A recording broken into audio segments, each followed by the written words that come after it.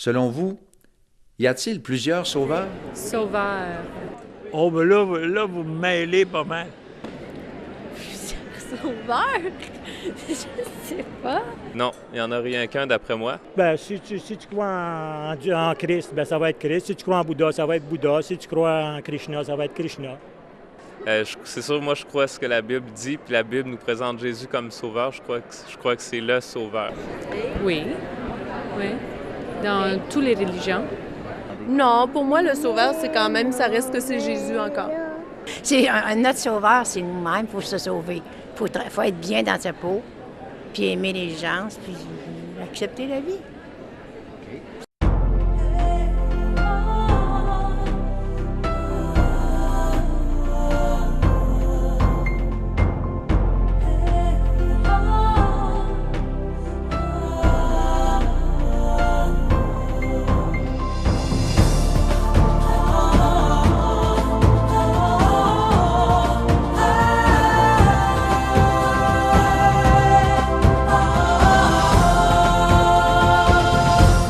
Mesdames, Messieurs, bonjour et re-bienvenue à l'émission L'heure de la bonne nouvelle. Notre thème cette année, Jésus seul. Jésus seul, car nous croyons fermement que seul Jésus peut vraiment répondre aux besoins les plus pressants de l'être humain. Aujourd'hui, dans le cadre de cette série, nous abordons le sous-thème Jésus le seul sauveur. Et d'ailleurs, c'est François Fréchette qui, justement, va nous amener le message ayant pour thème Jésus le seul sauveur. C'est ça. Jean-Pierre, toi, tu vas nous apporter la chronique, répondre en fait à la question, est-ce qu'il y a un seul sauveur? Et ça, c'est le thème de la chronique La Bible répond. Et du côté témoignage, puisque à nouveau cette année, nous avons cette chronique témoignage, nous allons entendre Adama Diko. Je vous invite fortement à demeurer avec nous parce que c'est un témoignage bien spécial. Adama est un ex-musulman. Il vivait en Afrique, au nord de l'Afrique, en Côte d'Ivoire plus précisément. Et puis un jour, il a été confronté à l'Évangile. Il y a eu tout un combat dans sa vie, toutes sortes de choses qui sont produites. Et finalement, il a cédé au Seigneur Jésus, il est devenu chrétien. Ne manquez pas ce que le Seigneur a fait dans la vie d'Adama dans ce témoignage des plus importants. À la partie musicale, Pierre-Luc Harvey va nous interpréter un chant qui s'intitule « Prête l'oreille ». Et François, si on parle du Vox Pop maintenant, si on revient un petit peu sur le Vox Pop qu'on avait au début, la question semblait susciter, et si je me fie un petit peu aux réponses et aussi à l'expression des gens, il y en a plusieurs d'ailleurs qui étaient déjà surpris de se faire poser une telle question. C'est assez étonnant quand même de voir que la notion de sauveur, c'est quelque chose de presque disparu dans notre société. Je pense que c'est vraiment quelque chose maintenant de théorique, au point que les gens ne sont plus absolument plus conscients de leur besoin d'un sauveur. Et on est rendu dans un monde post-chrétien, en fait. C'est assez évident que même les vérités évangéliques de base, comme de quoi Jésus est le seul sauveur, est maintenant absente. On a plusieurs sauveurs et puis les uns valent les autres.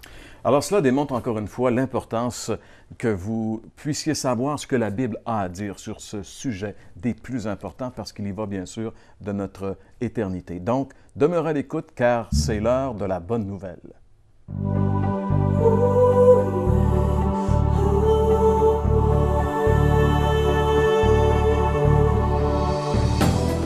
Jésus est-il vraiment le seul sauveur? En d'autres termes, n'y a-t-il que Jésus seul qui puisse vraiment sauver notre âme? Évidemment, cette question n'a de sens que si l'on croit qu'on est un pécheur perdu, méritant l'enfer. Autrement, pourquoi aurions-nous besoin d'un sauveur? Vous savez, le seul fait de naître en ce monde fait de nous un pécheur. Nous sommes des êtres humains et la Bible dit que toute la race humaine découle d'un seul homme. Elle l'appelle Adam. La Bible nous révèle qu'un jour, Adam a péché. Il a désobéi à Dieu. Il est devenu ce jour-là un pécheur. Sa nature a changé. Et il ne pouvait par la suite qu'engendrer une race de pécheurs. Et nous sommes tous issus d'Adam, donc nous sommes tous, par le fait d'être un être humain, nous sommes automatiquement un pécheur.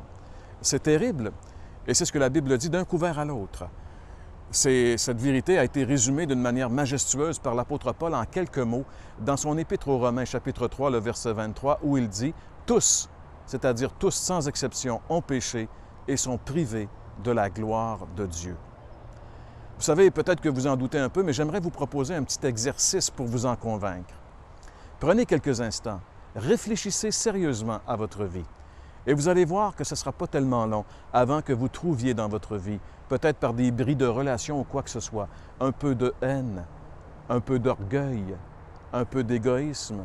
Peut-être que vous allez découvrir du mensonge, de la luxure peut-être, peut-être pour certains même du vol, et pour d'autres, qui sait, peut-être même du meurtre.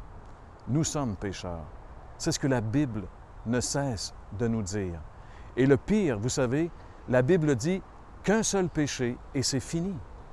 On est perdu. C'est la séparation avec Dieu. Et s'il n'y a pas réparation, c'est la séparation éternelle d'avec Dieu. Mes amis, on est vraiment dans de beaux draps, nous les êtres humains. On a vraiment besoin d'un sauveur. Mais la bonne nouvelle, c'est qu'il n'y en a un et qu'il n'y en a qu'un seul. J'aimerais lire avec vous ce que la Bible dit à ce sujet dans le livre des Actes des Apôtres, chapitre 4 et le verset 12. Il est dit ici, « C'est en Jésus seul que se trouve le salut.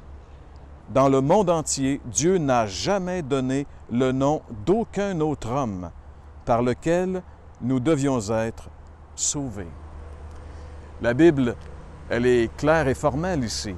Il n'y a qu'un seul sauveur, et ce sauveur, c'est Jésus. Dans le monde entier, il n'y a qu'un seul nom qui a été donné. Bien sûr, il y a beaucoup de religions et beaucoup de sectes dans le monde entier, mais un seul nom peut sauver votre âme, car Dieu n'a donné qu'un seul nom par lequel on puisse être sauvé, et ce nom, c'est Jésus. Oui, mes amis, la Bible est claire. Jésus est le seul sauveur. Vous aimeriez approfondir votre réflexion suite à cette émission? L'heure de la bonne nouvelle vous offre gratuitement un exemplaire du Nouveau Testament, la brochure Que veut dire Jean 3,16 ainsi que le calendrier Bonne Semence. Pour recevoir le tout, écrivez-nous et faites-nous part de vos commentaires à l'adresse suivante. L'heure de la bonne nouvelle, case postale 1054 Sherbrooke, J1H5L3. Vous pouvez également nous joindre par courrier électronique hbn@abacom.com. L'heure de la bonne nouvelle vous invite à participer à l'un des nombreux déjeuners de l'espoir. Ces déjeuners ont lieu dans plusieurs restaurants réputés de la province et vous sont offerts gratuitement. Pour connaître les détails concernant l'endroit, la date et l'heure pour votre région, composez le numéro sans frais 1-877-537-7647. Vous pouvez également consulter le site web www.déjeuner.org.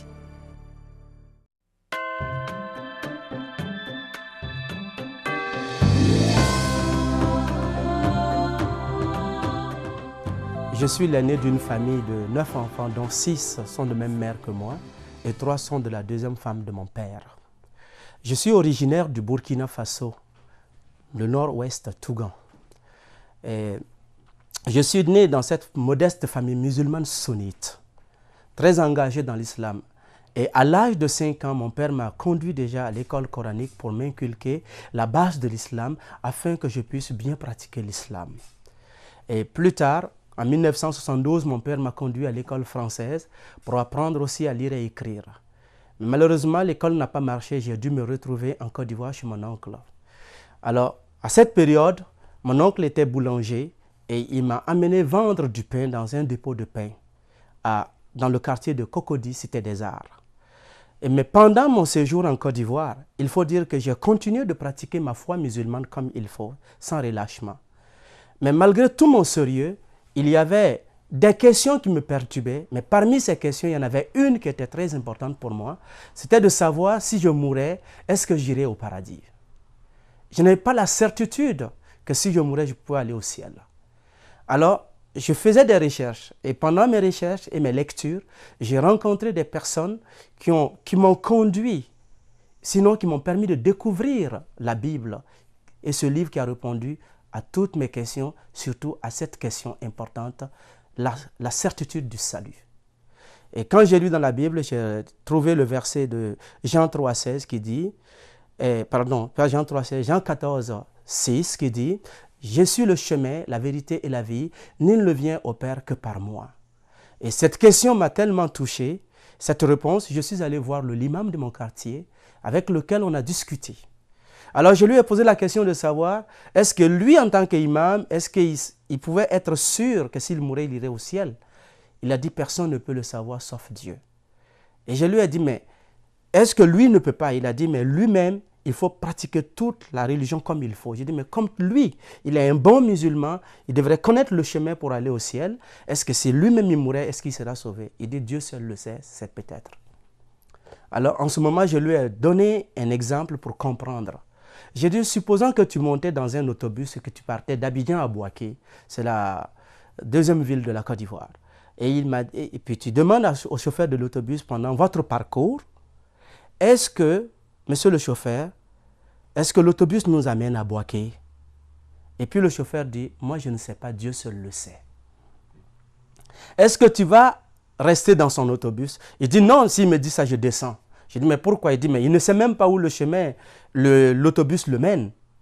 Il ne connaît pas le chemin, le chauffeur. Je dis, alors en ce moment, moi je débarque de ton autobus. Il dit, mais lui n'a pas d'autobus. Je dis, mais la mosquée c'est ton autobus. La mosquée est disposée de manière comme dans un autobus. Et c'est toi le chauffeur de la mosquée. Tu n'es pas censé savoir le chemin qui mène à Dieu.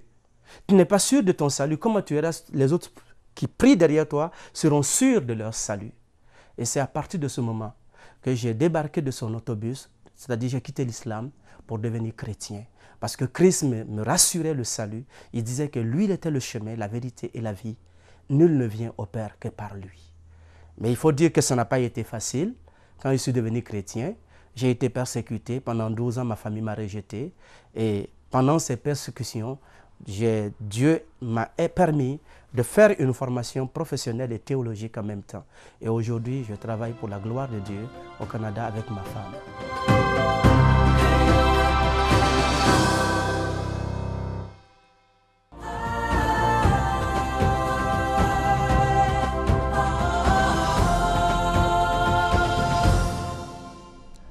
Jésus, seul sauveur. Beaucoup pensent qu'il y a plusieurs façons d'être sauvé. Beaucoup pensent même qu'il y a plusieurs sauveurs. Mais la question qu'il faut se poser est la suivante. Est-ce que c'est conforme à la vérité? Est-ce que c'est conforme à ce que la parole de Dieu nous enseigne? Lisons ensemble un livre dans le livre des Actes des Apôtres, au chapitre 4 et au verset 12. Nous lisons ce qui suit. « Il n'y a de salut en aucun autre, car il n'y a sous le ciel aucun autre nom qui ait été donné parmi les hommes par lequel nous devions être sauvés. » L'expression ici, « il y a de salut en aucun autre », le terme « salut » est simplement un terme qui veut dire « délivrance ». Dans le contexte ici, il s'agit du salut de l'âme, c'est-à-dire de la délivrance de la condamnation que le péché, à cause qu'on a péché contre la loi de Dieu, cette condamnation qui est sur chaque être humain, eh bien, c'est la délivrance de cette condamnation dont il est question ici dans ce verset. La première vérité qui saute aux yeux en lisant ce verset est la suivante. Ce n'est pas une religion qui nous apporte le salut, mais c'est bel et bien une personne. Et ça, c'est vraiment un peu étonnant lorsqu'on lit la Bible pour la première fois. Aucune religion ne peut nous conduire à Dieu parce que les religions sont tous, les unes et les autres, basées sur le même principe. Toutes les religions se résument à peu près de la façon suivante. Croire, faire et ne pas faire, et de cette façon, nous obtiendrons éventuellement une certaine justification ou une certaine approbation de ce que Dieu a pour nous.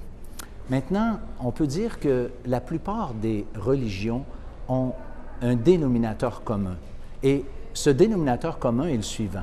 C'est que les religions, c'est toujours l'effort de l'homme pour s'approcher ou s'élever vers Dieu, tandis que l'Évangile, c'est l'effort que Dieu a déployé pour venir jusqu'à nous ici, dans ce monde. Alors, l'Évangile, c'est vraiment le contraire. On peut dire que l'erreur fondamentale de la religion, c'est de croire et de laisser croire que l'homme est capable, d'une façon ou d'une autre, par ses propres efforts, d'obtenir le pardon de Dieu, d'obtenir la vie éternelle, d'obtenir en fait son approbation. Tandis que l'Évangile dit exactement le contraire, que l'effort de l'homme pour venir jusqu'à Dieu est tout à fait vain et inutile aussi. Lisons encore un texte du Nouveau Testament dans l'Épître de Paul aux Éphésiens, dans le chapitre 2, le verset 8 et 9. « Car c'est par la grâce que vous êtes sauvés, par le moyen de la foi. Et cela ne vient pas de vous, c'est le don de Dieu. Ce n'est pas par les œuvres, afin que personne ne se glorifie. » Ce qu'il nous faut, ce n'est donc pas d'une religion, mais de la grâce, d'une faveur imméritée. Tel est le sens même du mot « grâce » que nous venons de lire dans ce verset. Maintenant, si la religion ne peut à elle-même nous conduire à Dieu, qui ou quoi donc le pourrait? Quoi?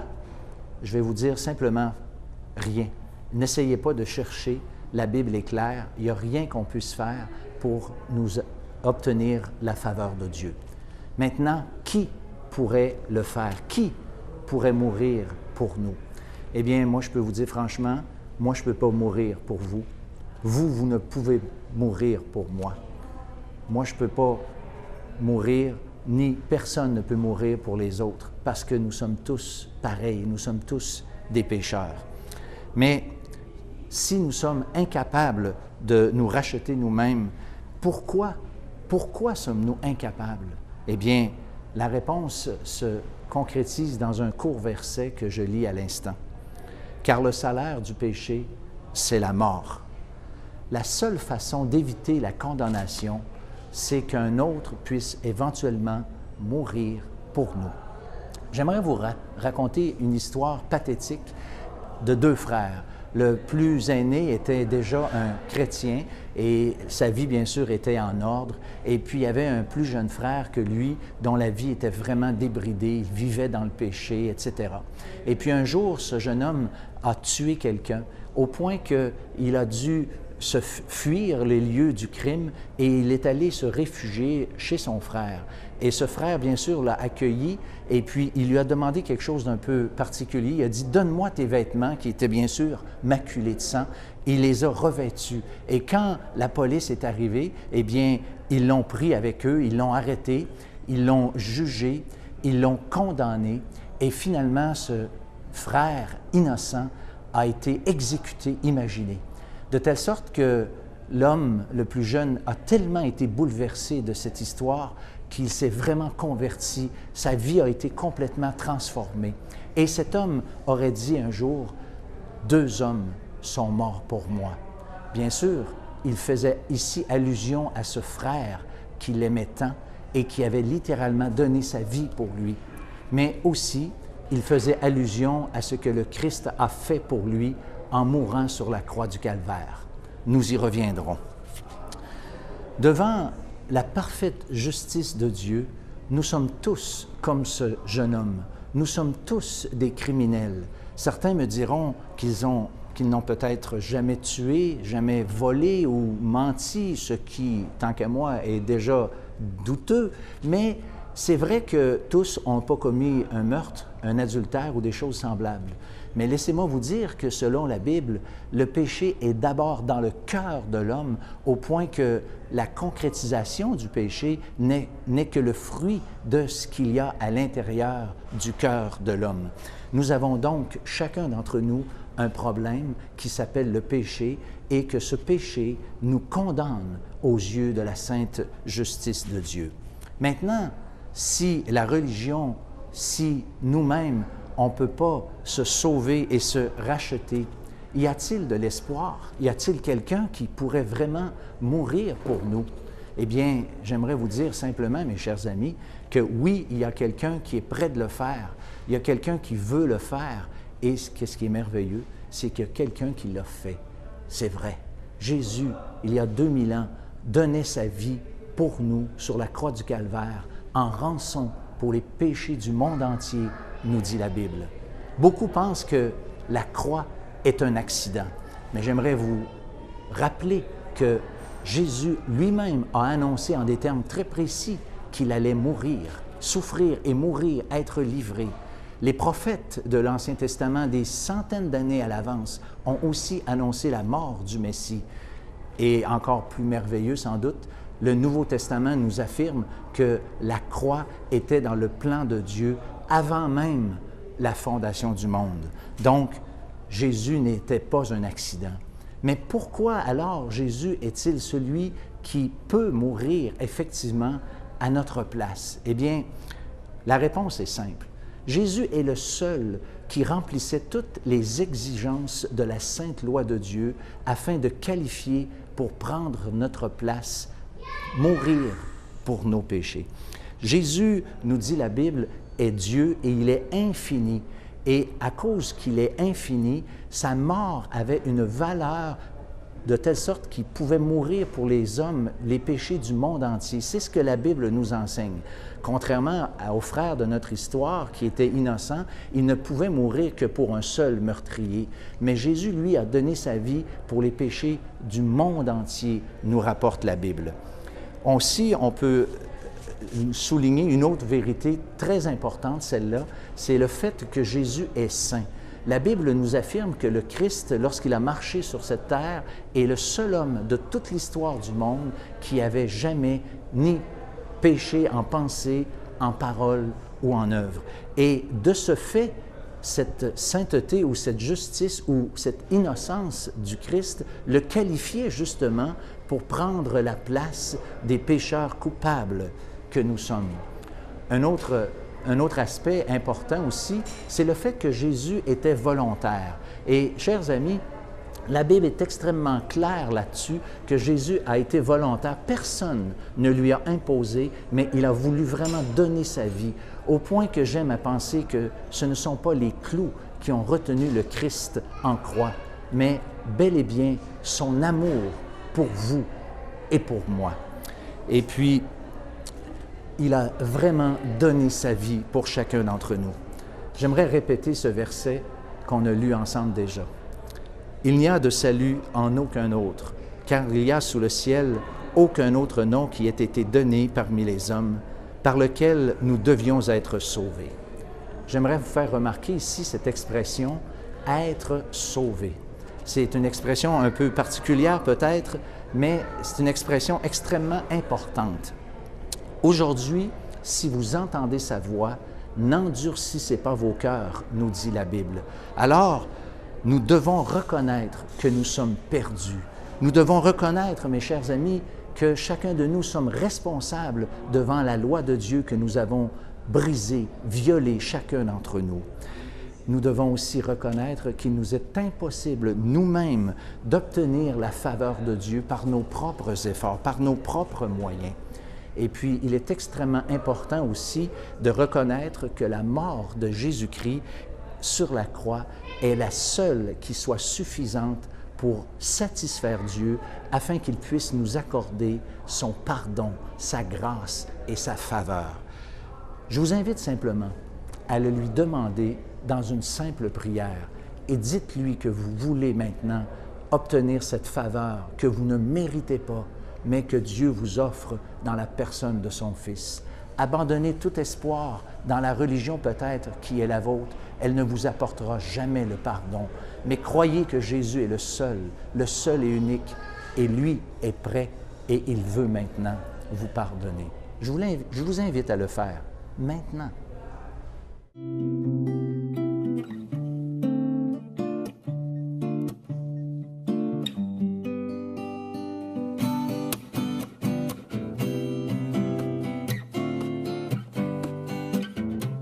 Prête l'oreille, écoute le Seigneur Jésus-Christ qui te dit viens à moi.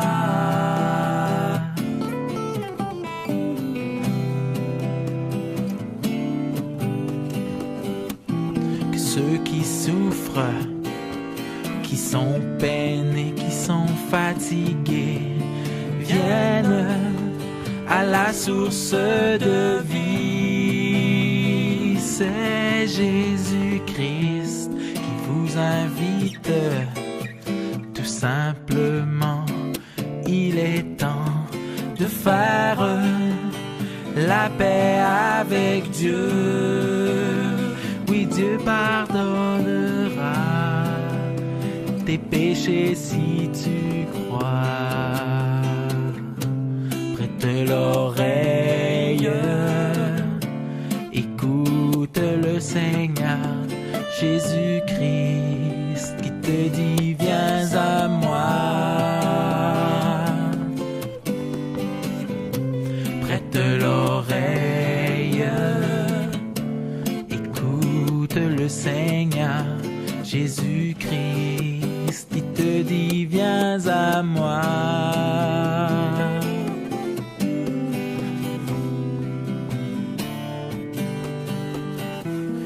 Nous étions errants comme des brebis, la Bible le dit.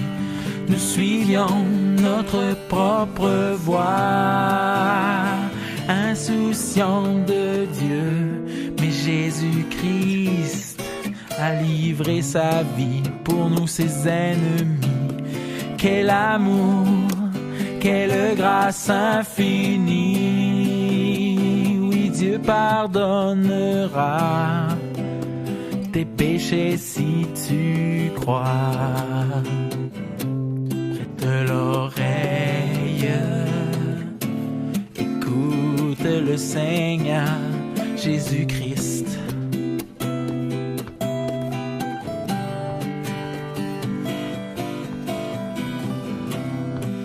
Et Dieu pardonnera tes péchés si tu crois en Jésus. Tu pourras découvrir un ami merveilleux,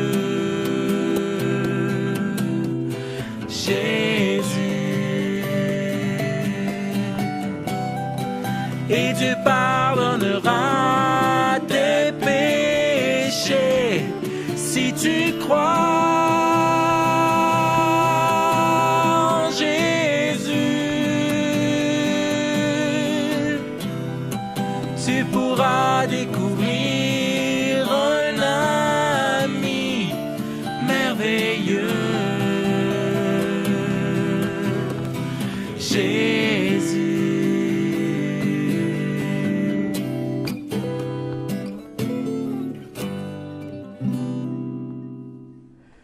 Merci beaucoup, Pierre-Luc, pour ce chant. J'aimerais profiter des quelques dernières secondes de cette émission pour vous inviter, particulièrement les gens de la région du Bas-Richelieu, à un déjeuner de l'espoir qui va avoir lieu au restaurant Tracy samedi prochain, le 29 janvier, à 9 h le matin, au restaurant Tracy. C'est dans le secteur Tracy de Sorel-Tracy, bien sûr. J'aurai le plaisir d'animer ce déjeuner et j'aimerais bien vous y rencontrer.